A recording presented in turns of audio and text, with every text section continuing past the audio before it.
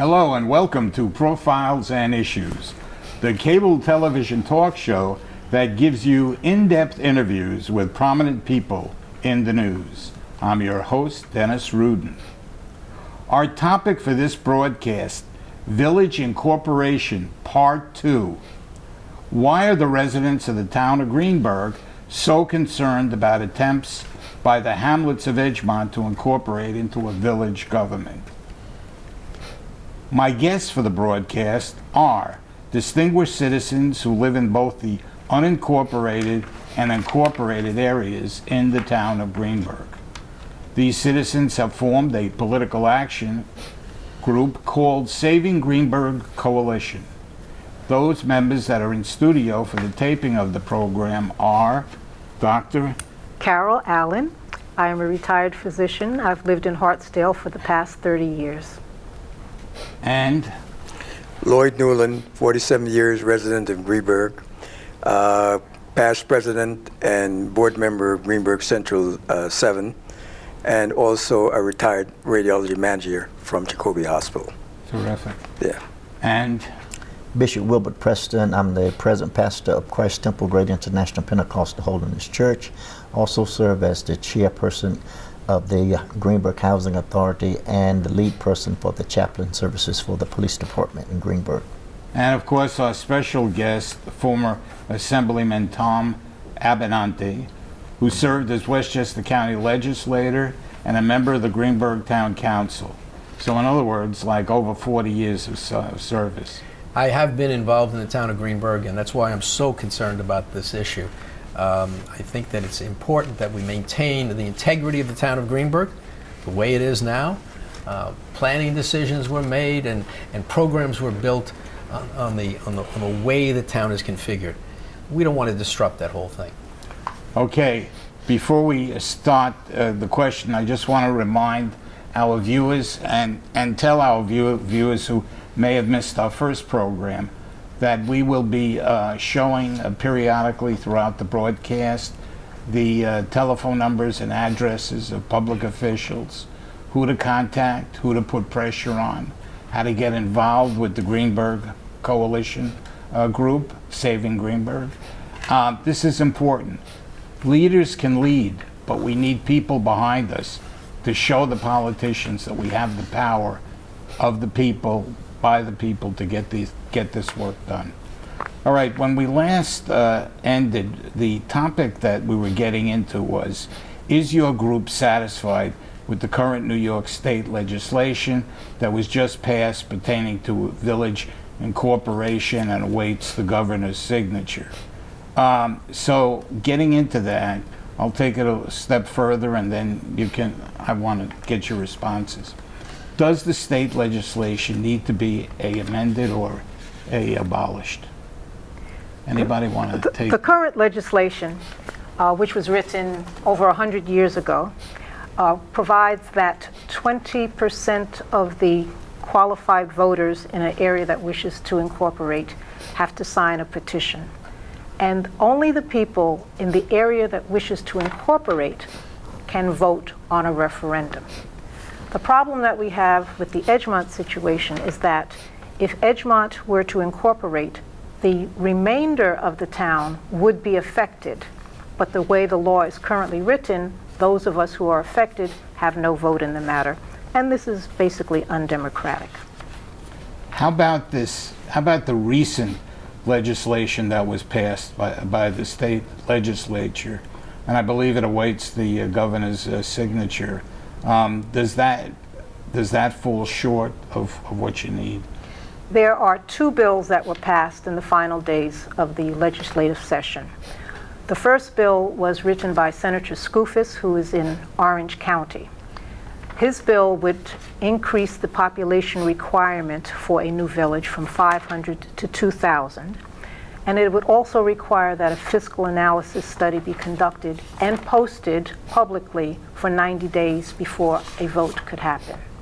This law is good, and we would love for the governor to sign this immediately so that the current petition effort would be required to post that fiscal analysis so that everyone in Edgemont would be able to see what's really going on. The second bill was written by Senator Stuart Cousins, which is basically a good bill because it creates a new village incorporation commission at the state level that would decide sufficiency of any petitions going forward. That commission would have to do a fiscal analysis of the town the village that wishes to incorporate, as well as an analysis of the town that they are breaking away from. If the town they're breaking away from were to suffer, this commission would have the ability to say incorporation cannot proceed. The flaw in the current law, that the bill that has passed, however, is that the final sentences of the bill specifically exempt any petition which has started prior to January 1st of 2024, when the law would go into effect. So this current Edgemont petition effort is exempted. So while the law is great, our legislators have not done anything with this new law that helps the town of Greenburgh. So if I understand you correctly, and if not, correct me, nothing has really changed, even though they passed these new laws. If Edgemont tries again this year, it's going to be with the same exact rules that it was previously. Is that correct? That is correct. Mm-hmm. Yes, that's correct, and that's my strong point. The mechanics of the law still in place. You just increase the number of people, or you have a committee to make choices, and that does not address the fact that you still have citizens that pay taxes, that are registered to vote, that are part of the community, that are being discriminated against and their votes are being suppressed. We need to address the total bill and have the whole law changed so that everyone that's affected will have an equal right to vote on issues that affect them. What I find the most concerning here is that the legislature has acknowledged that the present law is defective. The legislature acknowledges that this 1897 law, 1897, from the days of Plessy versus Ferguson and the days of, separate but equal, they finally have acknowledged, 120-something years later, that it's time to change the law. But the poster child of the need for the change, the town of Greenburgh, is excluded. That makes absolutely no sense. That makes no sense. If this law is going to be good going forward, why is it not good today? What they're saying is anybody that's started to circulate a petition. It doesn't say anybody that's filed a petition or has a proceeding in place that they're already before the town supervisor. It says anybody that's circulated petitions. So what does that mean? If there are a few people that have already signed the petition, it could be as minimum 10 people, their signatures on a petition. Those 10 people now qualify the entire process for an exemption of a law that everybody says needs to be reformed. The Reverend here is correct that there are other things that need to be done, but even this new proposal, which is a step in the right direction, doesn't apply to Greenburgh and the current situation. Is there any way, because the state legislature is finished its session, correct? Is there any way that with public pressure or signatures or whatever, that you can that the governor might call the state legislature back into session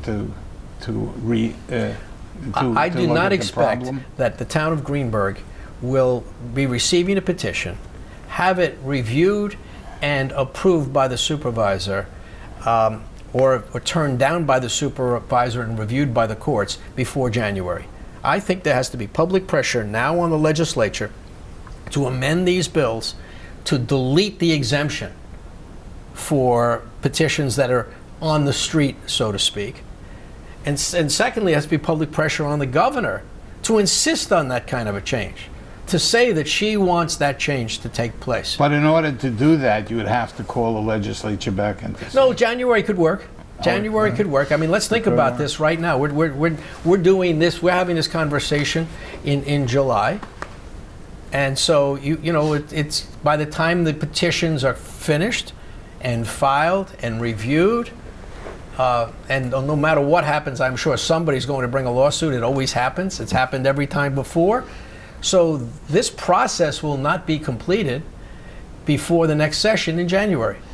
And our intention is to keep pressure on, Right. so that the attention can be brought to the issue, so that even if the petitions are filed, that they cannot make a decision without subconsciously looking at what we're doing. We don't intend to let up on the pressure, although we don't have the funding that Edgemont have, but we have the energy and we have God on our side. Well, once you have God, Let me say very specifically, though, there are two bills. And the bill from Senator Skoufis is a good bill that we would want the governor to sign immediately, because that would require Edgemont Incorporation Committee to post their fiscal analysis for everyone to see for at least 90 days before a vote is held. So we want to ask the governor to at least sign that one immediately, so that that goes into effect immediately. how about the? You said some of the bills had some good. Some of the measures in the two bills that were passed had some good features. The idea of having a state commission evaluate and take it out of the hands of the town supervisor. What do you think of that? Is that a positive or a negative for the future? The Village Incorporation Commission is definitely a positive, because that provides an independent evaluation. It's not biased by the town supervisor, who might be interested in keeping their town together. It's not influenced by the pocketbook of the person who paid for the study of the fiscal analysis, because this new commission would be funded by the state, and the studies that they would require would be funded by the state. The Village Incorporation Commission would not give the right to vote to everyone within the affected area, but they at least could serve as a safety measure, Safety net, yeah. so that if it is unfair to the people who don't have the vote, they would be able to say, this is not going to go forward. So it's a definite improvement. It would apply statewide. The only problem we have with it is that it exempts the current effort by Edgemont. Yeah. Anybody else? Yeah, there's another interesting aspect to Right. this bill that's tucked away in it. It also requires this commission to do a study. And what does it study? All of the issues that we're talking about. Right. Well, we know the answers to this. We don't need the commission to study to see whether it's the right thing to do to let everybody vote. That's one of the things they're charged with studying. So when are we going to get a report back? Sometime way off in the future? After the animals are out of the barn, right? Now you close the door? I mean, that's the proverbial situation, right? I mean, this is kind of a political cover to say, we did good things. We changed the law. We're having a study on this. And someday down the line, we'll have a good law. But in the meantime, we're allowing for incorporations, particularly here in the village of outside the unincorporated area, where they want to create the village of Edgemont. Edgemont, right. And to go along with that answer, I've been asked the question several times: if Fairview, or the unincorporated part of Greenburgh, wanted to incorporate, wouldn't I be favorable for it? And while my answer is yes, I would be favorable if that's the desire, but not on the back of depressing, suppressing votes. We can no longer, in 2023, operate under suppressive laws that separate anybody from the opportunity to be involved in good government that provides equal opportunity for everyone. We cannot continue to operate that way. So we have to go to the state. Yes, well, I would love to talk to Governor Hochul. I would love to meet with meet with the lawmakers to let them know that this is a critical law that needs to be brought out of the archives of the past and updated to where everybody has an opportunity to vote on what's affecting them. You know, I find it ironic also here that if you remember, the previous governor, Governor Cuomo, was spending a lot of money trying to get people to unincorporate and to share services. Why? Because everybody recognized in this day and age, having these little governments is not a good idea. Now, very few took advantage of giving up what they already had. But why do we want to let more villages incorporate? We should make it more difficult. Now, let's think about this. There are places in the state that are large expanses of farmland where you might need a village so that where all of the people live, where they need a police department, they may need traffic devices, they may need sewers and water, etc. So it makes sense to have a law that allows for incorporation. But you know what? We could go even further. Why not just let the legislature determine whether you should set up a new village? Why are we doing all of this? On the petition of people, and they should be showing a real need. Not just that we don't like what's going on, we want to change this, we want to have, we want to do our own thing. In this day and age, we don't need more governments. We need to have better cooperation, we need fewer governments. But people are not going to give up what they already have. So let's just look at this rationally here and say, the little governments, we don't need more of them. And as you said, there have been places in this state where they've set up governments that have failed. And now they don't know what to do. There's one out in Long Island. They have a village that's bankrupt. And who's going to pay all of the costs that they've incurred when the village is no longer there? And we don't need little governments that mimic or look like separation and racism. And if you look at the villages around the Greenburgh town of Greenburgh now, look at the dynamics of what they are. And now you're going to have another town to pull away that has less than 2% of people of color, and you say it's not racist? Something is wrong with that picture, in my opinion. And so we need to look at that equal opportunity for everybody. To pick up on the Reverend's point, if I may, there was a lawsuit. There was a lawsuit on Dromore Road brought by a developer, and the federal courts found that the town of Greenburgh was discriminating by following the lead. Now, the people in Edgemont don't want to admit this, but the federal court found that the supervisor and the town board, and they gave the developer $2 million in damages, okay?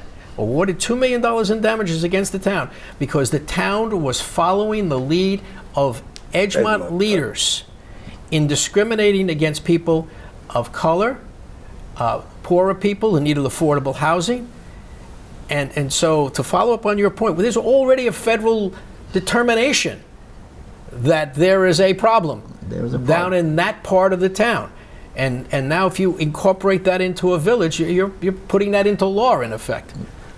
I'm sorry. The proponent in Edgemont is doing this because of economics. Yeah. And elitism. And, they always against affordable houses or low income in their community. And I knew this is one of the reasons, it has been said that this is one of the reasons why they wanted to break away from the town. Right now they control the zoning board in Greenburgh, but yet still they're very fearful of having any low income or affordable houses in Edgemont. And that's one of the driving forces. And it's going to take their taxes out of the budget that pays for services for the poorer part of town, that pays for services for minorities who need the help in certain parts of the town. And they're going to take their 25% of the tax base for themselves and not even be contributing to solving some of the problem that the policies have fostered because there's no affordable housing down in Edgemont. Well, certain things right now, certain things that the town of Greenburgh is doing so that Edgemont doesn't have to do. But if Edgemont incorporates into a village, will they have to set aside a certain amount of their revenue for certain areas that they need it? If what the governor is trying to do is acted upon, the governor is trying to reenact a law that was in place some years ago under Bob Astorina. Bob Astorina negotiated with HUD and got out of building in the villages 750 affordable housing. What saved Edgemont was the fact that they're unincorporated. And the unincorporated part of Greenburgh has over met their quota. So if Edgemont goes as a incorporated town, then if this bill is passed by the governor for that 750 units to be reenacted, then they will be vulnerable to that bill. You already have a federal court decision saying that. And this this conflicts with their goals. Their goals is they just want to be exclusive. They don't want to have to handle any other responsibilities that all the other parts of Westchester. I think one of the points that Lloyd made before is very important. Not all of the people in Edgemont are in favor of breaking away. There are many people there who are socially responsible, understand that they should be part of a larger entity where those who have help those who don't have. And also they like the services they're getting.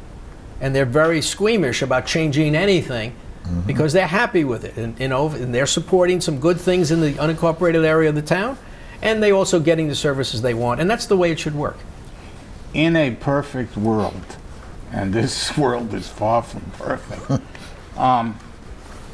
if Edgemont wanted to do that, without all this problem, would there be a way the legislators could work it out so that Greenburgh and its unincorporated areas wouldn't have to suffer financially?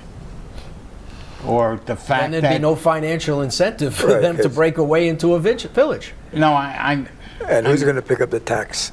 Taxes fund all of this. So right. So it's going to affect the tax base. So just the fact. Right. So the fact that they bring in that revenue, that's exactly. You can't. They you contribute. can't somehow say, well, if you break up, we want this and that. Right. And I don't think the legislators are in position to come up with any kind of policy or any kind of bill that would cover for the loss of revenue that we'll lose in the unincorporated I think town. one of the very important points here is that the town of Greenburgh is unique in the state of New York.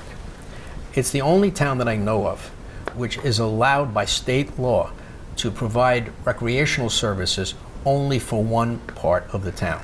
All of the other towns were developed first, and then the villages came later. I'm not quite sure how it happened in Greenburgh, but I think some of the villages came first, then the town came along, if I'm not mistaken. But at any rate, I was on the town board in the 1980s when the supervisor, Tony Veteran, realized that the unincorporated area did not have enough recreational services. And the villages had their own and didn't want to pay for town-wide services, so he came up with a compromise. And the compromise was become known as the Finneran Law. My predecessor, Bill Finneran, passed legislation in Albany that specifically authorizes the town of Greenburgh to have services, recreational services, social services only for the unincorporated area, paid for only by the unincorporated area, and not allowing anybody outside of the unincorporated area to use those services. There was a massive compromise. They allowed the villages to either opt in or out. Some people in Ardsley wanted to opt in. The final vote was they did not opt in, so Ardsley is not part of this. So now if you're going to allow part of the unincorporated area to incorporate, become a village, they will then be out of this. So now you've got a smaller area paying for all of the services, and the people in Edgemont will not have any recreational services and will have to fund their own. It just doesn't make sense in this day and age when there's inflation, when it's expensive. You've got a great system going. Why disturb it?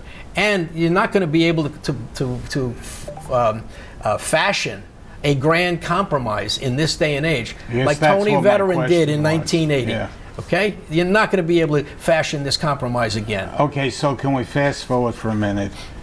You had mentioned to us in conversations about getting the governor to amend the current parts of the current legislation. Of the new bills that were just passed by the legislature. Explain us what... Well, the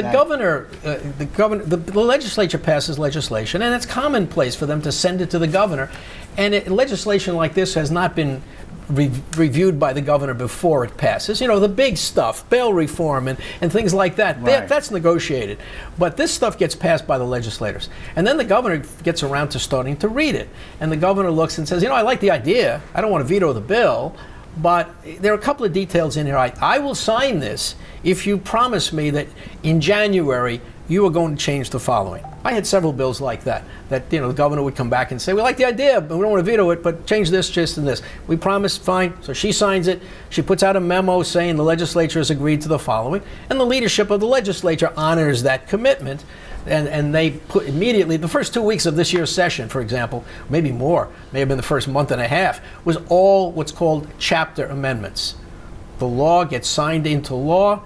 The bill gets signed into law, becomes a chapter of the state of New York laws, and now you amend that chapter after the fact. The governor could say, I like this idea, but there are a few things in here I don't like, and you've got to promise me to change them. And while she's doing that, because this does set up a separate state agency or entity, and it's going to cost money, and she's going to review this whole thing carefully, I get the sense that people like these two bills, but she's going to want to make some changes. Well, in the changes, let's pressure her to say, one of the changes I want is that it applies to everybody, everything that has not already had an election.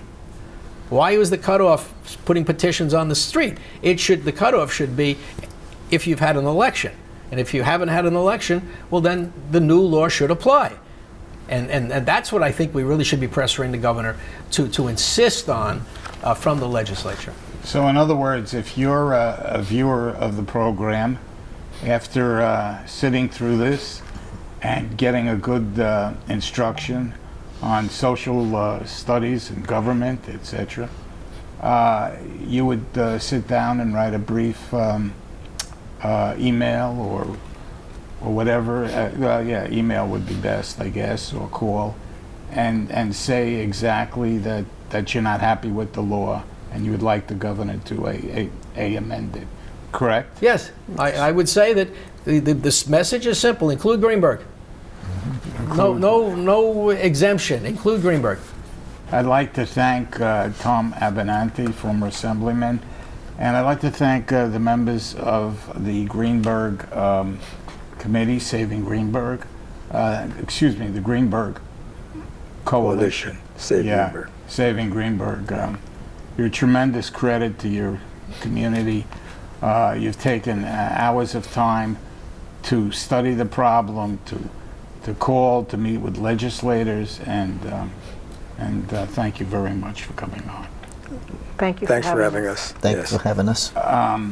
All of our programs can be seen on our website online at any time for free at www.thedennisrudenshow.com or www.profilesandissues.com, also whiteplainscommunitymedia.com. Please send us your comments about our program to profile.issue@yahoo.com. This is Dennis Rudin saying so long for Profiles and Issues.